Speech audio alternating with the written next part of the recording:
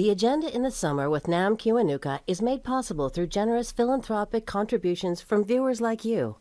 Thank you for supporting TVO's journalism. A Canadian communist and the common cause to fight fascism in 1930s Europe. I'm Nam Kiwanuka. Tonight, author Tyler Wentzell on his biography of one man's campaign in the Spanish Civil War.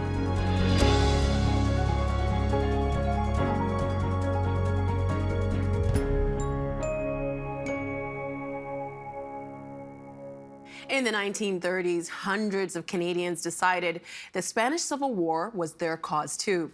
Edward Cecil-Smith was one of them. He became the only Canadian to command an entire battalion in Spain. Author Tyler Wentzell tells the story of this violent pacifist in his new book, Not for King or Country, Edward Cecil-Smith, the Communist Party of Canada, and the Spanish Civil War.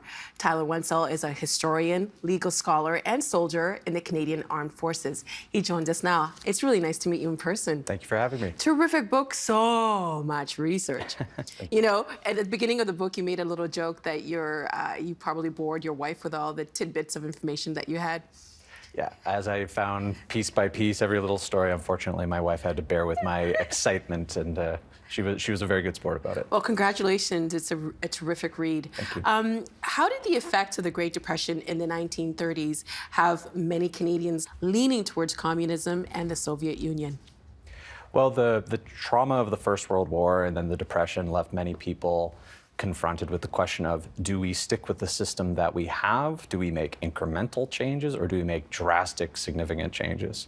So for some people, that meant fascism, as they saw rising in Germany, Spain, Italy, and elsewhere. And for others, that meant communism, which had been manifested in the Soviet Union through the revolution.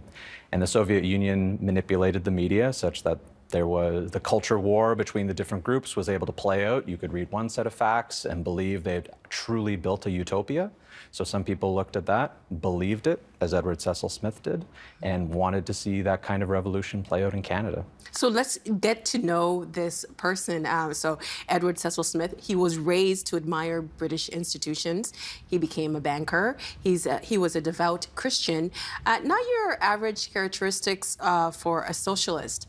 So how does this guy then become attracted to communism and ultimately become a significant organizer for the Communist Party of Canada? Right up until 1929 or so, you really couldn't look at a person and see more of a quintessential middle-class white Anglo-Saxon Protestant that was pretty typical of the time. Like you said, banker, children of missionaries, he served in the militia, very much integrated with those mainstream sort of institutions. But in some ways, that almost made him hypersensitive to the problems of the Depression, because he held what he perceived to be British values in such high esteem that as the Depression went on, he saw travesties of justice being just such a perversion of what he held dear. And he saw those values, for him, more clearly manifested in the Communist Party of Canada, which was paying for workers' legal defense, for instance, at a time when people were being charged for committing the crime, for instance, of speaking Yiddish in a public hall. So there was a lot of hatred for communists in Canada at the time. How much? Significant, to the point of violence. Here in Toronto, for instance, in 1929, there was a rally at which point the police cleared Queen's Park using motorcycle and horse charges. And this happened elsewhere. And again, these were entirely peaceful rallies. The first use of tear gas in Canada was done at the Standard Theatre. It was a celebration of one of the anniversaries of Lenin's death. They used tear gas to clear the hall, also a peaceful assembly. So there was significant violence. There was a very deeply rooted concern that the people who were advocating for revolution would indeed turn to violence to pursue that revolution. So that led to the Canadian government having to figure out what to do with this problem. So what did Canada do to the Communist Party of Canada from 1931 to 1936? We were the only country in the English-speaking world that actually made the Communist Party membership in it, possession of its materials, etc., a criminal act. So in the summer of 1931, there was actually 9 major arrests that were committed in a cross-country task force. There was a trial, and under Section 98 of the Criminal Code, the leadership of the Communist Party was put in jail, and the party was outlawed. And that law wasn't repealed until 1936. This forced the party underground, but certainly did not kill it, and actually made it more popular than it had been before. Great Britain and the United States persecuted members of the Communist Party, but they didn't ban the Communist Party. Why did Canada respond in such a way? Well, Prime Minister R.B. Bennett was a devout anti-communist. His Minister of Justice was as well. There were some rumblings that there was armed drilling of Communist Party members in the Don River Valley. So there was those kinds of concerns that something like that was happening. No evidence of that's ever been uncovered. But they decided to use this law that had been drafted initially during the First World War and maintained following the Winnipeg General Strike. They were that concerned that there could be a violent revolution. So they feared that there were foreign agents infiltrating society to start a revolution. Did they actually have legitimate reasons to worry about this? This is one of the sticky points, because you can look at this persecution, and it was persecution, and you can say it was a gross overreaction, but you could also say it was an underreaction in some sense, and that will be a controversial point for a lot of people. However, the intelligence that the police had and the military had did indicate there were Russian agents, did indicate a huge degree of organization, did indicate a propensity for violence. But they also didn't prosecute everyone they knew about. So Edward Cecil-Smith, for instance, he had a massive RCMP file. Very easily could have been put in jail for it because of the nature of this law, which obviously wouldn't hold up to modern standards. But the RCMP never pursued that. They Why just not? monitored him. Why didn't they pursue him? I think there is more selectivity in who they put in jail, who they prosecuted, than So class originally played a thought. role? Class played a role. Background, he was a quintessential white Anglo-Saxon Protestant. He was not in the inner circle of the party. He was a leader, but he was not in the inner circle. So he wasn't viewed to be that kind of threat. And with the exception of fighting in Spain, which obviously is fighting is violence, he restricted his actions to words, to writing. We actually, you described him as a violent pacifist. Yes. When the Spanish Civil War began in 1936, it was a domestic ground war between the communist Republicans and the fascist nationalists. But it was also a war between two ideologies wanting to dominate internationally, and that's communism and fascism. How did communists and fascists around the world see the stakes of this war? The stakes couldn't be higher. These kinds of conflicts were playing out all around the world. And unfortunately, fascism was winning in the majority of these conflicts, and most notably in Portugal, Germany, and Italy.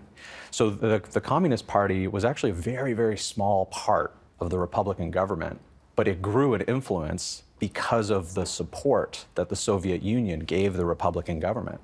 Over time, Germany and Italy and Portugal provided more and more support for the nationalists. Russia provided a fair amount of support, not nearly as much as the fascist states did. So you could look at this exact same conflict and see it legitimately as a struggle of democracy against fascism, but also communism against fascism. So it had wide appeal for anyone who fell under that anti-fascist umbrella. And, so let's go back to Edward. At the time, Edward is in his mid-30s. He's married, has a stable job. He's a pacifist. He's thousands of miles away from Spain with no connection to that country. He doesn't know Spanish, and yet he decides to join nearly 2,000 Canadians and secretly travel to Spain to fight for 2 years for the Republicans. How come? He became obsessed with what was happening in Spain. He really wanted to go. Because of his status within the party, he needed special permission. And because he was married, he needed even more permission, because the Communist Party didn't want to have married men killed in war such that they would have to provide support to the widows. So he needed to jump through extra hoops to get over there, and yet he was one of the first Canadians to go over. I think for him, a lot of it had to do with the tremendous amount of military experience he had relative to the other volunteers. He was a regimental sergeant major in the peacetime Canadian militia. He had served in the Shanghai Volunteer Corps in China. This wasn't the kind of military experience that would lend itself to becoming a battalion commander, but he had no idea he was going to end up as a battalion commander. He thought he was going to go as a soldier and take up arms. But because of that experience, which was so much relative to the other volunteers, the Canadian volunteers, he quickly skyrocketed to battalion command. We should mention that he was born in China because his parents were missionaries at Yes. the time. I want to go through some pictures with you of Edward. Here he is setting off with fellow communist fighters from New York to Europe. Many volunteers told people they were merely going on an extended vacation in France. And here he is with his men in Spain. He became the only Canadian to command a whole battalion in Spain, the Mackenzie Papineau Battalion. At one point, he was overseeing more than 500 men. Where were all these guys from? Well, the Canadian-American battalions, this is always the trouble. We call the Mackenzie Papineau Battalion the Canadian Battalion, but the Canadians and Americans were all mixed together. Latin Americans, especially Cuban volunteers, were mixed in. Huge numbers of Finnish Canadians, but also Finns from Finland, because there weren't enough Finns coming from Finland for them to have their own unit. So they gravitated towards the Finnish Canadians within the Mackenzie Papineau Battalion. Huge numbers of Ukrainian Canadians all participated in this organization. So it was very, very multicultural, very multilingual. They grouped them by language. That's mostly why we ended up with this English-speaking brigade with a British, Canadian, and American and Spanish battalion within it. And within the organization, there were enough Finnish Canadians and Finns that the whole machine gun company that Edward Cecil-Smith had in his organization was mostly Finnish. It sounds kind of like the utopia that we are kind of trying to seek now in our today's society. I want to show you another picture. This is Edward resting on the ground, nursing a wound after an attack. He was shot twice, stabbed once. How bloody did the fighting get? It was extremely bloody fighting, in large part because it was so one-sided in that the nationalists had the vast preponderance of tanks, anti-tank artillery, aircraft, etc., that the Republicans just didn't have. So the Canadian volunteers, they didn't have air superiority, for instance. The nationalists just flew over and bombed them when they wanted to. There was very little defense against nationalist aircraft. And the fighting was very, very close quarters a lot of the time. So Edward Cecil-Smith, the first time he was shot, he was shot in the rifle and then was pinned down just dozens of meters away from the nationalist position, where he stayed the rest of the day and the night. Very close quarter fighting. The fact that he was stabbed by a cavalryman's lance at one point, you can't get much closer than that. Frightening stuff. Is it true this war was the first time air power was used against civilian targets? There's been other conflicts where it played less of a role. There were Zeppelin attacks in the First World War, for instance, but not to the same extent. Pablo Picasso's painting Guernica provides, that quintessential image of the destruction racked upon civilian targets that became very common in this war, tragically. Did many Canadians volunteer to fight on the other side for the fascists?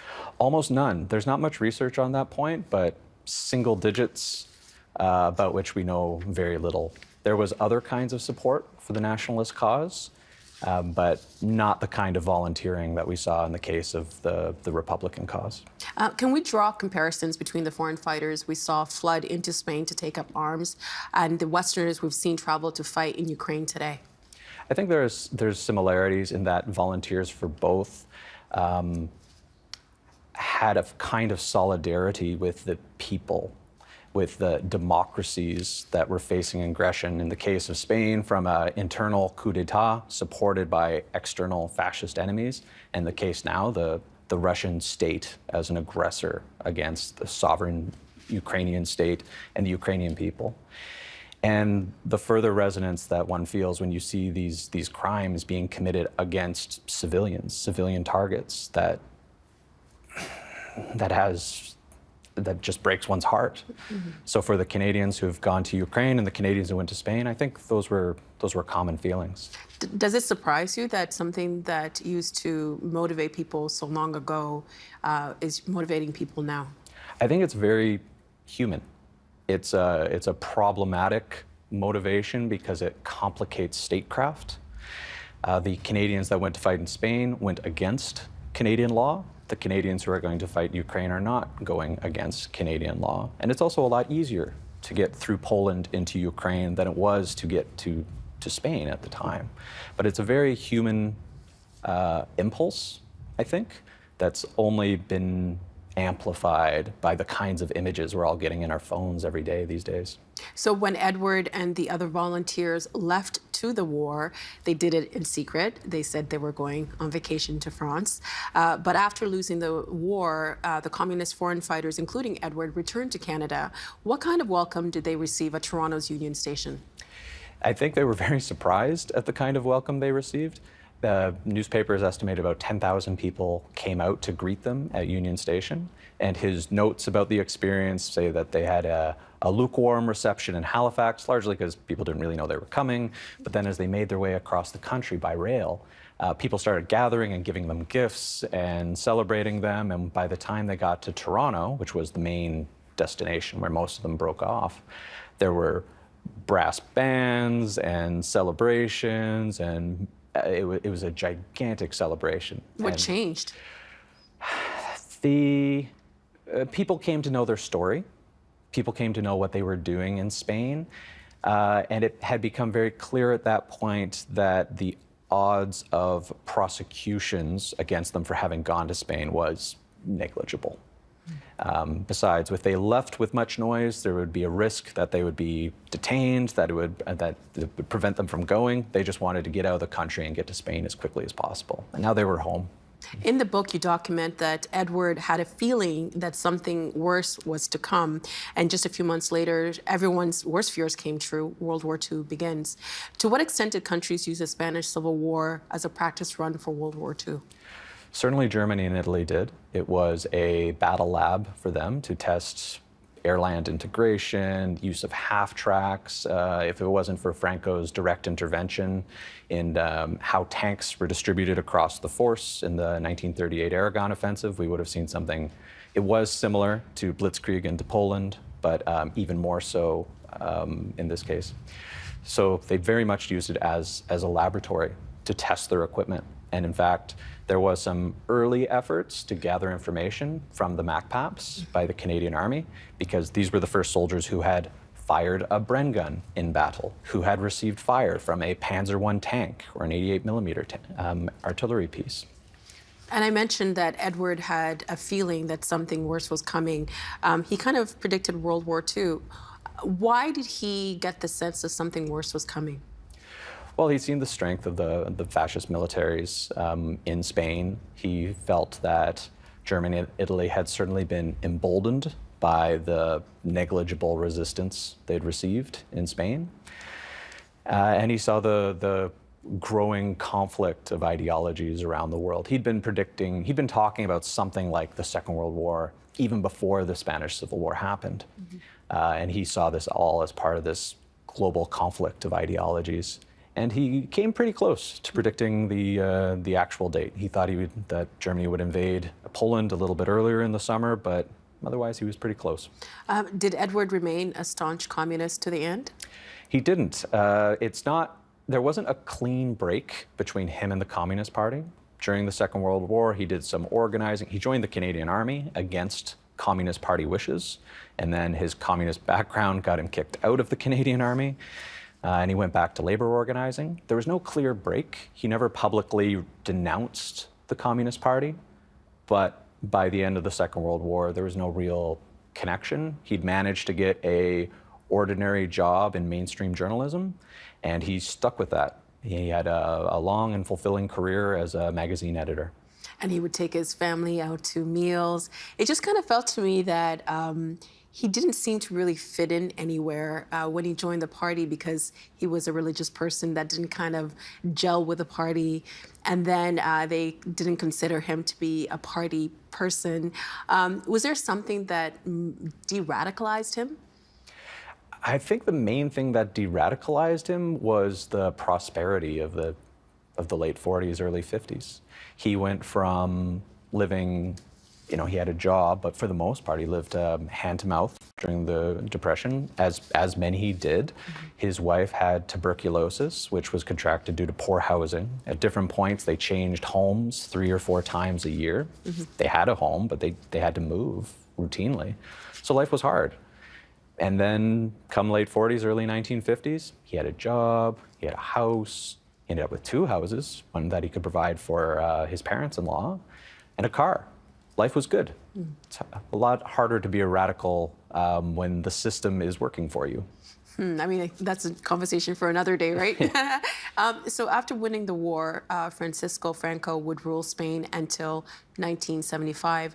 What do you think Edward would have thought about the fact that this fascist dictator ended up ruling Spain for nearly 40 years? Well, when he was alive, he was heartbroken by it, and Cecil-Smith lived until 1963. So he never knew a free Spain. Franco outlived him. He never saw even a glimmer of hope for the Spanish Republic having some kind of democratic resurgence. That broke his heart and broke many people's heart. This was the lost cause for them. And how did Edward deal with the fact that the communist Soviet Union he idolized was committing so many atrocities against its own people? He thought some of that was propaganda. However, especially during the period of the Sino-Soviet split, because he was so closely interconnected with China, he really began to question both systems. Now, he had broken from the party years earlier, so that wasn't as jarring for him as it might have been otherwise, because he'd already decided this isn't the system that works best, and then he saw increasing evidence that where that system had played out, it truly was not working. Your book describes how Edward's wife Lillian may have been a lover of famous Canadian socialist surgeon Norman Bethune. Who was Norman Bethune? Norman Bethune is arguably the most famous Canadian anywhere ever because he is so widely known within China. He's not particularly well known in Canada, but he went to Spain. He ran a blood transfusion service, and after he came back from Spain, he went to China and worked with Mao's 8th Route Army. He is one of the only foreigners that Mao spoke very highly of and recorded him in his collected writings, largely because Bethune gave everything up, went to China, helped the Chinese people through the 8th Route Army, and he died there. He cut himself during surgery, contracted sepsis, and died. I think it's so fascinating, the little tidbits of information you have in this book. How did you research this book? The RCMP records are incredible. They kept very detailed records on active communists. So once you get through the access to information process, a whole world opens up.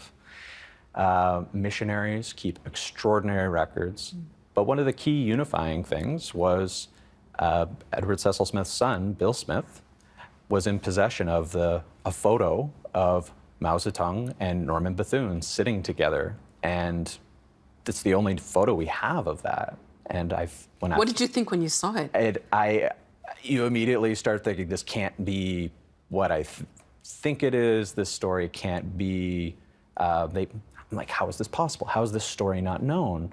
And then you start scratching the paint and you find out that, well, Lillian is mentioned in Norman Bethune's will, but no one knew who she was. And she's mentioned in a letter Bethune wrote to Tim Buck. And you could just keep following these things until a coherent story emerges. And you researched this book on the side of your life.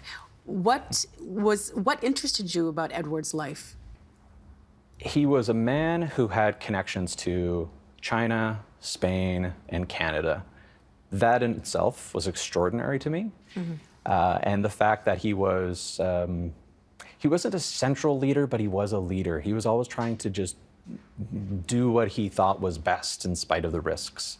And we now know the horrors of communism and what played out in these countries. He didn't. With the information that he had, he really thought he saw a way forward, a better way for Canadians, and he pushed for that in a nonviolent way. Except, of course, in Spain, where he was fighting, but in uniform of the elected Spanish Republican Army. Mm-hmm. Well, speaking of what we know now, when we look back, what lessons should people take from the Spanish Civil War? I think we're seeing it play out right now. The degree to which people feel constrained by the international system. We're watching Russia's invasion of Ukraine, and people want to help. People understand why certain actions cannot be taken, but people want to help on so many levels. So even when we look at the horrors, the atrocities that are playing out, there is something to be said for people's deep desire to help out where they can, and we're seeing that with Canadians right now. Mm-hmm. So that's the silver lining to these really horrific stories, I suppose. And you love history, and at the beginning of your book, I think you mentioned a history teacher. When we look back on history, how can it help us inform where we're going? I think that most people's view of history could more accurately be described as an understanding of myth and legend. And myth and legend are important. They hold people together, they're stories, but they're often not true. And the truth about who we are and where we come from, that requires kind of a disciplined looking at history, because in writing the myth and legend, we erase people. We erase Indigenous people, we erase persons of color, we erase people who were not in positions of power. We erase people like Edward Cecil-Smith, who in the mainstream was just a magazine editor. But in that less illuminated space, there are fascinating people who might be more like your average Canadian than we think. Everybody has a story, right? Everyone has a story. Yeah, congratulations. It's one of my favorite books because the threads that it has and the power of one individual. It's really a great read. Congratulations, Tyler. Thank you so much. Thank you so much for making the time to speak with us. Thank you. And that is tonight's Agenda in the Summer. I'm Nam Kiwanuka. Thanks for watching TVO and for joining us online at tvo.org. And we'll see you again next time. The Agenda in the Summer with Nam Kiwanuka is made possible through generous philanthropic contributions from viewers like you. Thank you for supporting TVO's journalism. The Agenda is always on. To catch up on conversations from this week or any week, visit our website, tvo.org/theagenda, or our YouTube page at youtube.com/theagenda. It's all there for whenever you want to watch.